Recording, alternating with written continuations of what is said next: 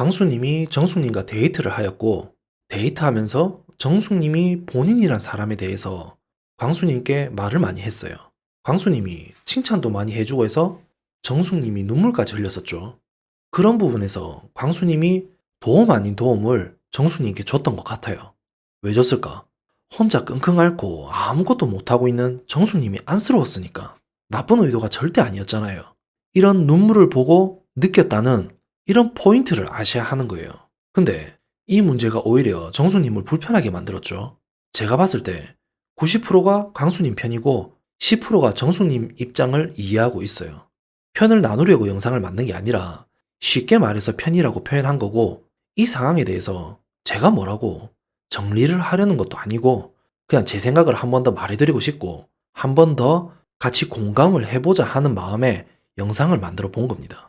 그래서 90%의 강수님만의 입장이 아닌 10%의 정수님 입장을 생각해 보면 어떨까 하는데, 왜 정수님이 광수님의 도움에 불편함을 느끼고 불만을 표출했을까? 정수님은 좋게 말하면 아주 아주 서툰 사람이라고 표현을 해주고 싶고, 나쁘게 말하면 융통성이 없는 사람이라고 표현해주고 싶어요. 일단은 광수님이 정수님한테 말을 했을 때 상황을 보면 다 같이 있던 자리였어요. 만약 개인적이었으면 또 다를 수 있었을 건데, 다 같이 있던 자리다 보니 본인한테 집중되는 시선이 민망하고 부끄럽고 창피했던 거예요. 예를 들어서 우리 보통 집중되는 자리에서 누가 나한테 이러면, 야, 민망하게 왜 그러는데 그만해라, 창피하다 아이가, 부끄럽다, 이렇게 말을 하잖아요. 근데 정숙님은 이렇게 말을 못하는 사람이고, 이런 말 대신에 순간적으로 화로 표출을 하는 사람인 거예요. 왜냐? 그냥 그 순간적인 상황이 불편해서 그런 거예요. 무슨 말인지 이해하기 어려우시죠? 그냥 불편하다고 말만 하면 되는 건데, 그죠? 그걸 보고 융통성이 없다고 하잖아요. 이게 왜 그러냐면 이런 여러 가지 경험들을 못 해보고 자라와서 그런 거예요. 30대 후반인 사람한테 자라왔다고 말하니 좀 그렇긴 한데, 이걸 지켜보는 많은 사람이 문제가 있다고 하면 문제가 있는 거예요. 그게 사회생활인 거고. 이런 사람들은 감정을 주고 받아보지 못해서 그래요. 그래서 모르면 보고 배우려고 해야 하는데, 더 큰 문제가 뭐냐면 바로 보상 심리가 너무 커서 그런 거예요. 남들 올 때 나는 공부만 했고, 그래서 이 자리까지 내가 어떻게 왔는데, 그러면 당연히 행복해야 하는 거 아니냐. 이게 문제인 거예요. 그리고 차라리 내세울 거라도 없으면 사람이 고치려고는 하는데, 정수님은 내세울 게 있잖아요. 그렇게 스스로 힘으로 이뤄놓은 게 있으니 남보다는 또 본인을 더 믿을 거 아니냐고. 그래서 정말 문제라고 하는 거예요. 아시겠죠? 그리고 연애에 있어서 뿐만 아니라 사회생활에서도 일하는 거랑 사회생활은 다른 거잖아요. 새로운 상황이 앞에 오면 어떠한 상황이 오든지 아무렇지 않게 대응하는 사람이 있다면, 이런 분들은 완전 반대의 사람인 거예요. 그래서 아무렇지 않은 사람보다 더 많은 준비를 미리미리 해서 상황을 대처하려고 해야 하는데, 이런 분들 특징이 미리 준비를 또 잘 안 해요. 그리고 마음을 어찌 먹어야 하는지도 몰라요. 그래서 그만큼 상황에 긴장을 많이 하게 되는 사람이니까 어떠한 상황이든 익숙함을 만들기 위해 노력을 더 많이 했어야 하는 거예요. 근데 우리가 살아보면 어찌 그 많은 상황을 예측하고 대응을 할 수가 있겠어요. 거기에 다른 것도 아니고 연애를 하고자 하는데 얼마나 긴장되고 초조하고 어색하겠어요. 그러다 보니 짜증으로 계속 표출이 되고 남 탓을 하게 되는 거예요. 그래서 강수님한테 불편함을 느끼게 되었던 거고, 이런 모습들 때문에 제가 정숙님은 얼굴에 다 나타난다고 하는 거예요. 이렇게 긴장하고 당황을 잘하는 사람들 주변에 보면 은근히 많이 있어요. 아무것도 아닌 일인데도 혼자 손에 땀나서 가만히 있거나, 나는 아무것도 아닌 말인데 이상하게 신경질적으로 반응을 하거나 하는 분들이 있어요.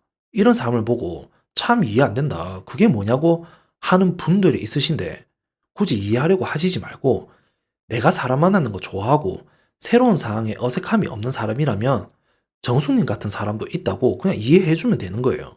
노력과 주변 환경에 의한 교육으로 변화될 수도 있지만 아주 많은 시간이 걸려요. 그리고 누군가 옆에서 계속 도와줘야 하는 거고, 그걸 또 받아들이려고 하는 본인의 의지도 있어야 하는 거고, 그리고 태어나면서부터 가지고 있는 본질적인 성격은 어쩔 수 없는 거예요. 그래서 정숙님에 대해서 이런 사람이구나 하고 조금이라도 이해를 해주면 이런 상황이 그럴 수도 있겠구나 할 수도 있는 거예요. 여기까지가 제가 고민해본 정숙님에 대한 사람이었고, 이런 정숙님이란 사람에 대해서 이전 영상에 자세히 표현을 하고 싶었는데 그러면 영상이 너무 길어지는 거예요. 제 영상을 보면 보통 2에서 3분짜리로 만들고 길면 5에서 6분인데 제가 10분 정도 긴 영상을 보면 집중력이 떨어지는지 지겹더라고요. 그래서 짧게 만드는 거고, 또 구독자님들 의견 중 긴 영상이 좋다는 비중이 많아지면 또 고려를 해보긴 할게요. 암튼 이런 정숙님이란 사람에 대해서 제 생각을 한번 말해드리고 싶었고, 그렇다고 이런 사람이라고 해서 무조건 이해를 해줘야 한다는 건 또 아니에요. 이전 영상에서 말해드렸듯이 정숙님의 짜증적인 행동이나 말투, 그러니까 이런 성격의 정숙님이 무조건적으로 잘못되었다는 제 생각은 확고해요. 정숙님의 입장을 이해해드린 것처럼 정숙님도 광수님이 왜 그랬을까라는 생각을 해봤어야 한다는 거죠. 그러면 광수님이 그렇게 했을 때 본인도 짜증이 나는 그 성격을 조금은 억눌러서 광수님께 괜찮다고, 신경 써주셔서 고맙다고, 근데 아직은 아닌 것 같다, 내가 마음의 준비를 좀 더 해서 다시 영식님한테 말하겠다, 이렇게 말을 했어야죠. 그러면 광수님이 알았다고 하지 계속 부추 만들고 있는 사람 옆에 가라고 계속 부추기겠어요? 계속 부추기면 그 사람이 이상한 사람인 거고, 암튼 이렇게 상황 정리를 잘해서 잘 말하는 게 어른이고 성숙하다는 거잖아요. 그래서 제가 정숙님이 아직 부족하다고 하는 거고, 어린애 같은 행동이라고 하는 거예요. 거기에 30대 후반의 나이고 본인 성격은 모르고 연애를 못 해봐서 그 경험이 문제라고만 생각하는 게 더 큰 문제라서 이렇게 다시 말해보는 겁니다. 아시겠죠? 그래도 이렇든 저렇든 이런 데 나온 거 보면 용기는 있으신 거잖아요. 설마 아무 생각 없이 나왔겠어요. 그쵸? 누가 저한테 이런 데 나갈 용기도 없는 사람이 이렇게 남 이야기 하냐고 하시던데, 저는 이런 데 나갈 수 있는 용기가 없는 사람이에요. 그러니 정숙님, 그런 용기를 가지신 만큼 그런 용기로 본인한테 용기를 내서 한번 변화해 보시기를 바랍니다. 아시겠죠? 참고로 외모도 포함입니다.